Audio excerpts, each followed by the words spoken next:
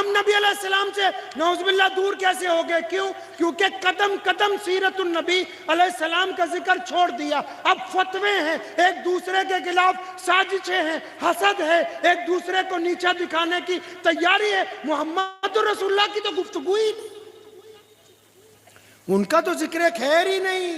पता है क्यों गए मदीना? क्यों अल्लाह ने पसंद किया है? क्योंकि मदीने में 5000 साल पहले एक बादशाह पैदा हुआ। उस बादशाह ने अपने बच्चे को कहा कि एक नबी आएंगे जो पूरी दुनिया के नबी होंगे, मैं उनके नाम एक चिट्ठी लिखता हूं और उनके लिए ये घर बनाता हूं, वो जब आए तो मेरे घर में ठहरे, मेरा खत उनको देना। अबू अय्यूब अंसारी रज़ियल्लाहु ताला अन्हु उस बादशाह की औलाद है।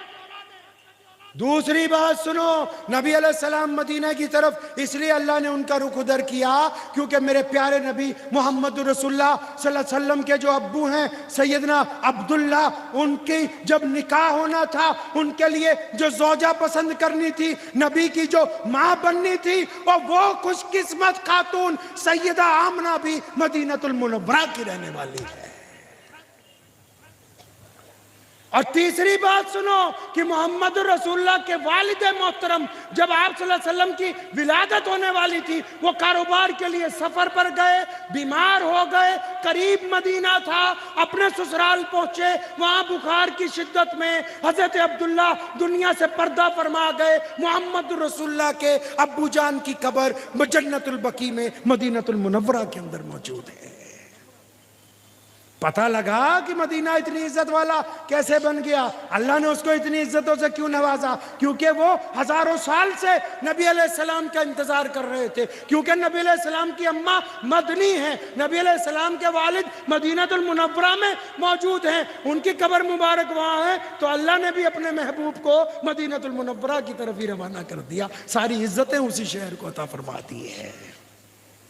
तो मैं अर्ज तो ये कर रहा था कि नबी अलैहिस्सलाम ने अबू बकर रज़ियल्लाहु ताला अन्हु को कहा कि तैयार रहना, हमने किसी दिन हिजरत करनी है मदीनतुल मुनव्वरा की तरफ। अब ठीक है, ये बात आई गई हो गई, 2-4 दिन 15 दिन गुजर गए। अब अचानक नबी अलैहिस्सलाम को जिस दिन जिब्रील अमीन ने कहा या रसूलल्लाह अब चलें, तो ये जब पहुंचे हैं हजरत अबू बकर सिद्दीक की हवेली पर, उनके घर पर, जब दरवाजा आहिस्ता से खटखटाया ताकि दुश्मनों को खबर ना हो, जब ये आहिस्ता से कहा अबू बकर, अंदर से आवाज आई लब्बैक या रसूलल्लाह सल्लल्लाहु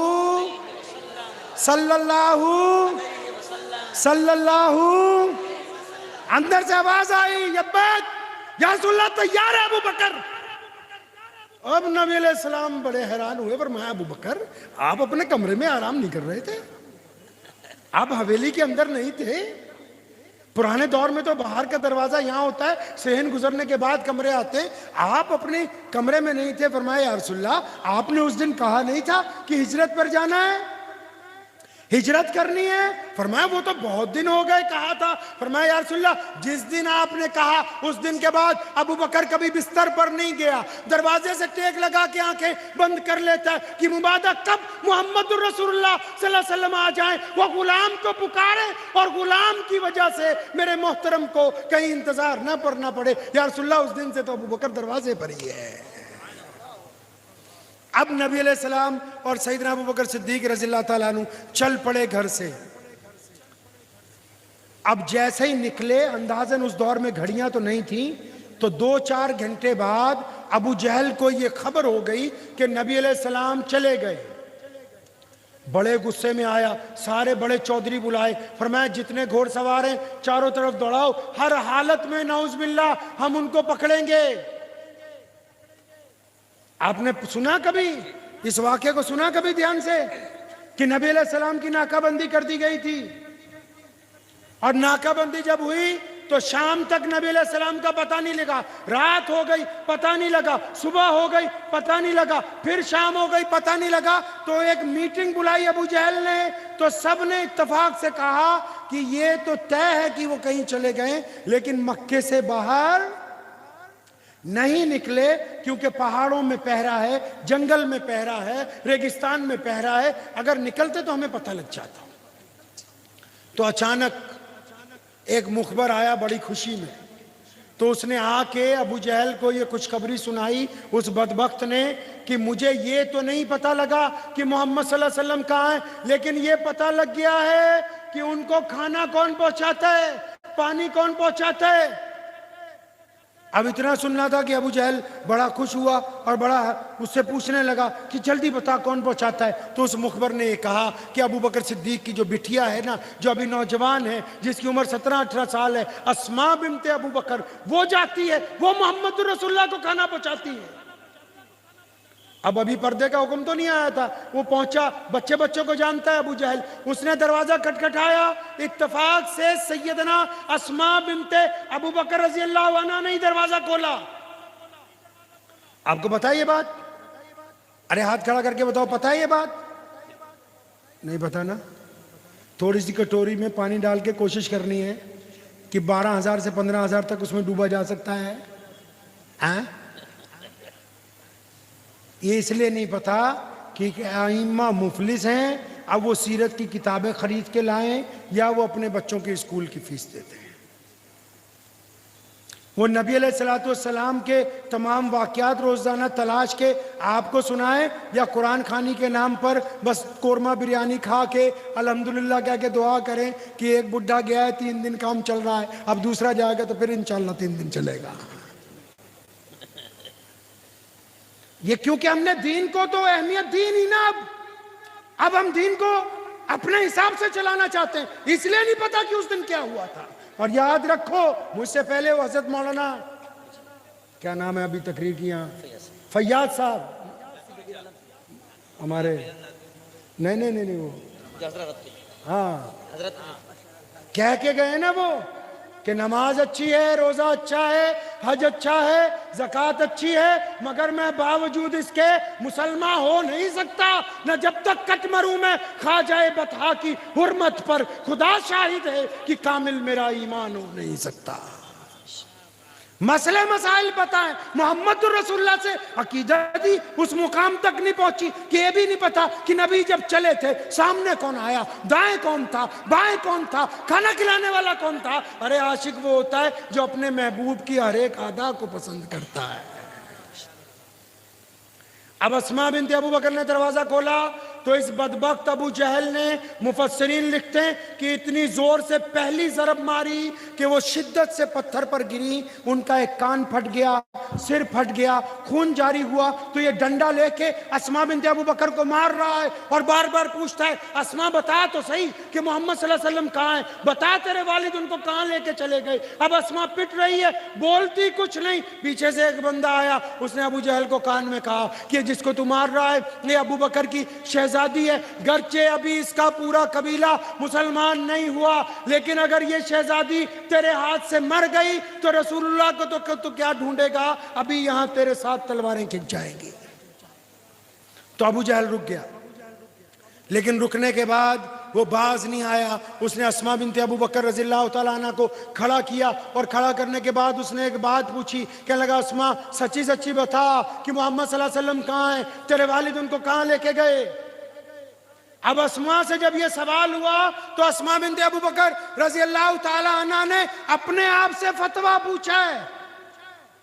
किससे फतवा पूछा भाई? अरे बोलिए ना किससे। मैंने आपको शुरू में कहा कि मैं बातें करने आया हूं, भूल ना जाना इस बात को।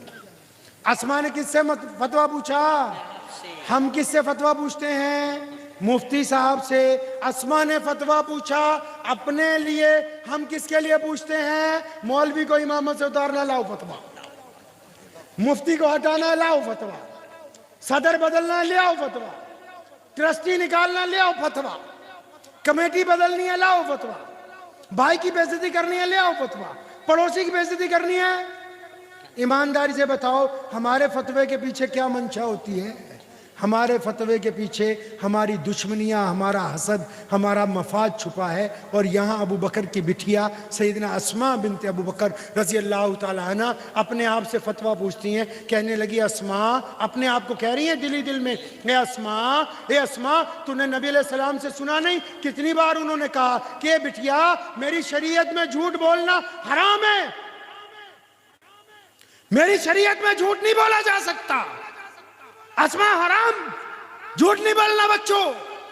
अब अस्मा कहती है अपने आप को कि प्यारे नबी ने कहा कि झूठ नहीं बोलना। अस्मा, अबू जहल पूछ रहा है कि मोहम्मद रसूलुल्लाह कहाँ है और तुझको पता है कहाँ है। अगर तू झूठ बोलेगी तो तेरे नबी की शरीयत तेरे हाथ से चली जाएगी आज। अब अस्मा फिर अपने आप को कहती है अस्मा, लेकिन अगर तू सच बोलेगी ना तो तेरे नबी की जान को खतरा होगा आज। तो सुनो सूरत के मुसलमानों, सैयदना अस्मा बिन्त अबू बकर रज़ियल्लाहु ताला अन्हा उठ के खड़ी हुई और उन्होंने अबू जहल के सामने कहा और बुलंद आवाज में कहा, दो टोक कहा, फरमाया सुन ले, ठीक है तू मक्के का बादशाह है, ठीक है तू यहाँ का गवर्नर है, सारी बातें दुरुस्त हैं कि तू मुझे मार सकता है, मुझे कत्ल कर सकता है, लेकिन बात सुन, रब्बे काबा की कसम है, अस्मा को पता है कि मोहम्मद रसूलुल्लाह कहाँ पर है, लेकिन अगर तू मेरी बोटियां भी नोच देगा तो अस्मा से पता नहीं लगा सकता कि रसूलुल्लाह है कहाँ पर। सच बोल के शरीयत बचाई, जुर्रत दिखा के अपने नबी अलैहिस्सलाम की खिदमत की है, समझा दिया कौम को, मिल्लत को, इंसानों को। और अस्मा जब मार खाई, अबू जहल चला गया मायूस होके। जब वो हवेली के अंदर गई है ना, अस्मा बिन्त अबू बकर का घर कौन सा है पता है ना? अबू बकर सिद्दीक का घर देखा आप लोगों ने? बाबे अब्दुल अजीज के बिल्कुल सामने जो मक्का टावर है, एक तो जमजम टावर है जिसपे चांद बना है, वो नहीं, जो मक्का टावर है जिसके दरमियान में आजकल एक पानी का झरना लगाया हुआ है, जो गोल बिल्डिंग है, वो अबू बकर सिद्दीक रज़ियल्लाहु ताला अन्हु का घर है, वो उनकी हवेली है।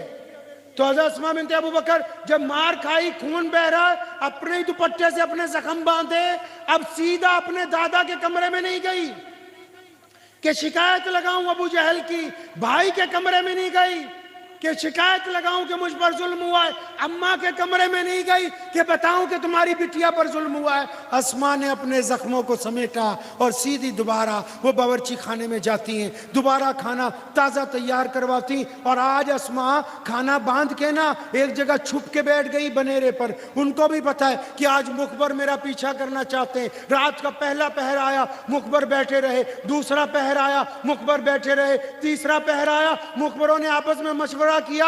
आज अस्मा क्योंकि ज्यादा पिट गई है, आज हिम्मत नहीं है जाने की। अब जब तीसरे पहर मुखबर हटे अपनी जगह से, अस्मा फिर छुपती छुपाती मोहम्मद रसूलुल्लाह सल्लल्लाहु अलैहि वसल्लम की खिदमत में पहुंच गई। सामने अबू बकर सिद्दीक खड़े, अपनी बिटिया के जख्मी चेहरे को देखा, अपनी बिटिया के गर्द आलूदा कपड़ों को देखा, तो अबू बकर ने पूछा कि अस्मा मेरी बच्ची, मेरी बिटिया, क्या बात है, आज तुम्हारे चेहरे से कुछ हालात बदले हुए लगते हैं। सुनो वो क्या कहती हैं। कहने लगी अब्बा जी आप भी, मेरी माँ भी और मैं भी मोहम्मद रसूलुल्लाह पे कुर्बान हो जाएं। अब्बा कुछ नहीं हुआ, खाना देर हो गई है, पहले नबी अलैहिस्सलाम के लिए दस्तरखान लगाइए।